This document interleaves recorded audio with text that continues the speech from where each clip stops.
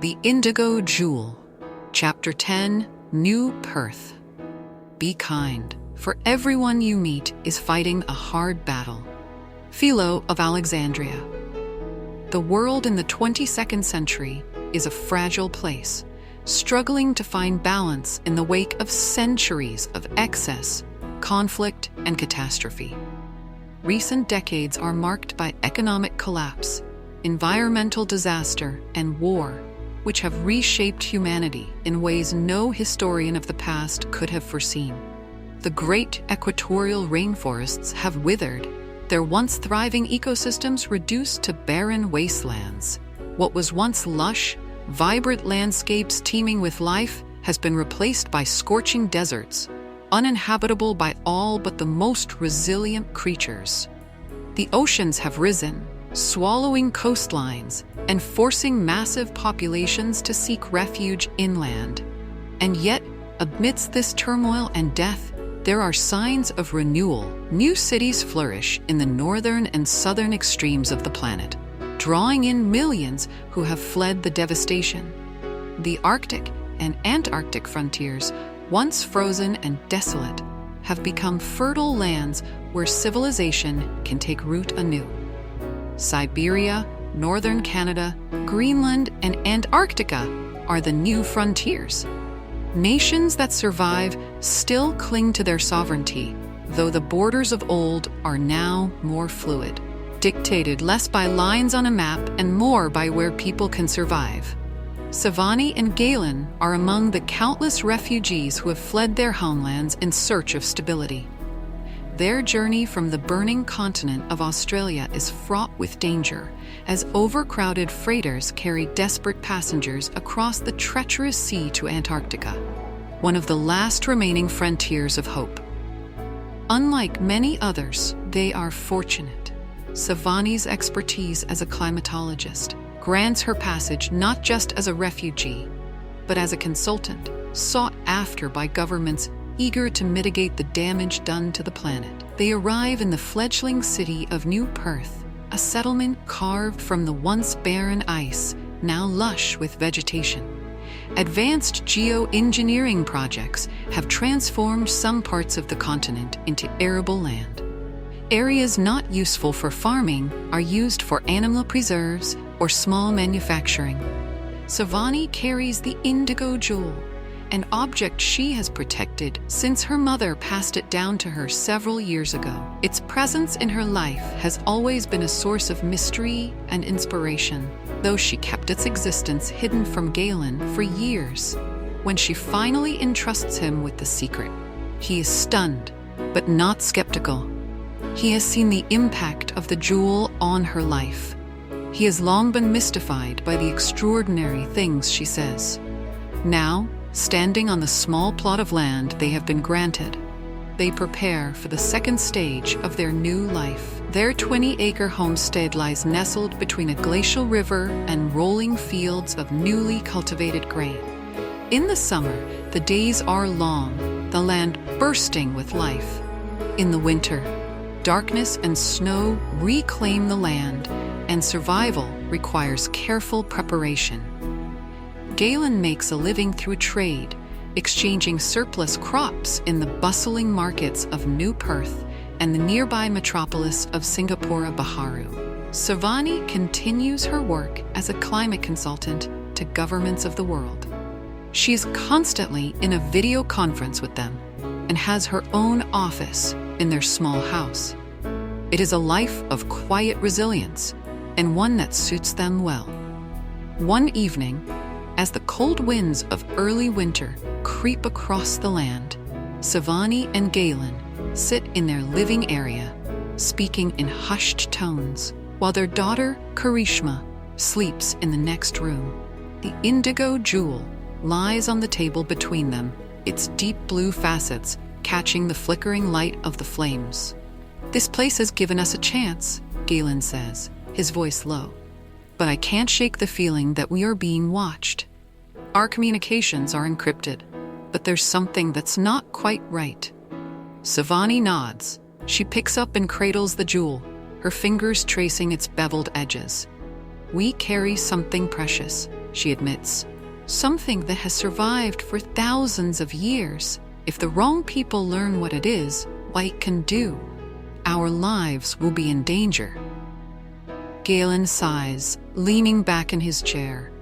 I never imagined I would be part of a conspiracy like this. The jewel, the history it holds, it's more than just knowledge, isn't it? It's a force guiding the world in ways we don't fully understand. Savani gives him a quick, knowing smile. It has always guarded its holders carefully. My mother trusted me to protect it, just as her mother trusted her. And one day, it will belong to Karishma. Galen glances toward their daughter's room, concern flickering across his features. She's so young. How do we prepare her for this? Savani exhales slowly by teaching her patience and her place in a larger plan. She will come to understand in time. On Karishma's 14th birthday, Savani decided it is time to begin the transition. She sits cross-legged on the floor of their small home, the indigo jewel resting in her hands. Karishma sits across from her dark eyes wide with curiosity and a hint of apprehension. Outside, the wind is blowing, carrying with it the scent of hay and the sea. This, Savani said softly, holding out the jewel, is our legacy. For generations, the women of our family have carried it, protected it, and learned from it. It has saved many of our lives, and it holds the memories and wisdom of our grandmothers. It will guide you as it has guided me. Karishma hesitates, her fingers hovering above the jewel. What does it do? She asks, her voice barely above a whisper. It shows you the past, Savani replies. The lives of your grandmothers, their joys, their struggles, their triumphs. And sometimes, it shows you the future, or at least the possibilities of what the future might hold. Karishma's fingers brush the jewel, and she gasps, as a flood of images and emotions wash over her.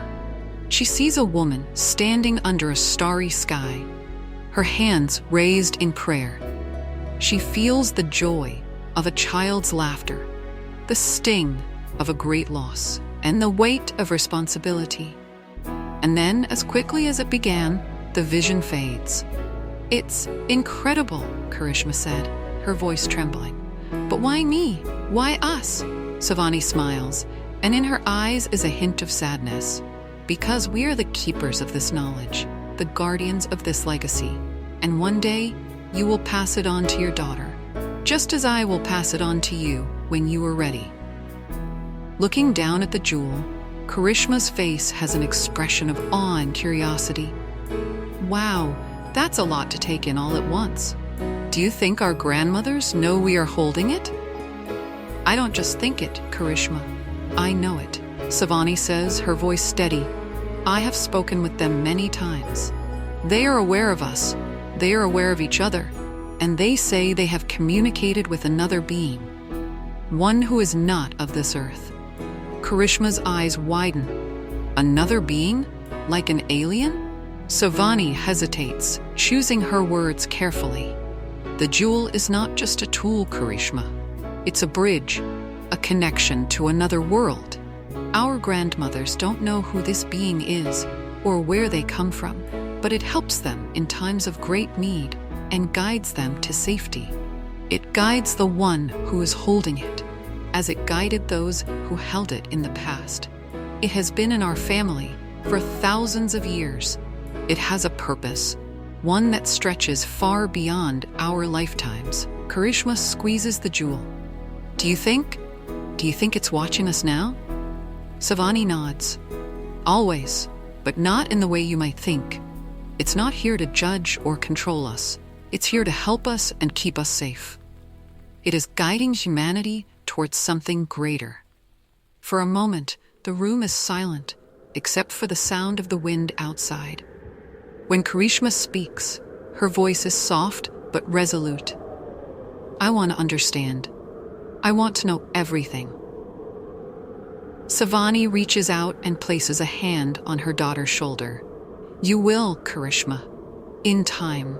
But remember, the jewel is not just a source of knowledge, it's a responsibility. Treat it with care, and it will guide you well. Karishma nods as she hands the jewel back to her mother. I will, mother, I promise. Years pass and Karishma continues to learn. By the time she is 18, she chooses to attend university on the far side of Antarctica, in the thriving research hub of Nueva Esperanza. She studies political science and mathematics, her curiosity leading her to explore ways to shape the future of this changing world. At university, she meets a young man named Elias, an ambitious planner who dreams of designing sustainable cities and fostering cooperation among the fractured nations of Earth. They spend hours discussing policy, sketching blueprints for the world they hope to see, and discussing the potential for technology to repair the planet. Karishma is drawn to his optimism and intelligence, though she keeps the existence of the Indigo jewel a secret. Over the years, it becomes harder and harder for them to imagine being apart. When they graduate, Elias presents Karishma with a simple yet elegant ring, a promise of their shared future. As she slips it onto her finger, she wonders how long she can keep her family's secret from him. For now, she chooses to carry the weight of the jewel alone, communing with her grandmothers each day, learning everything they can teach her.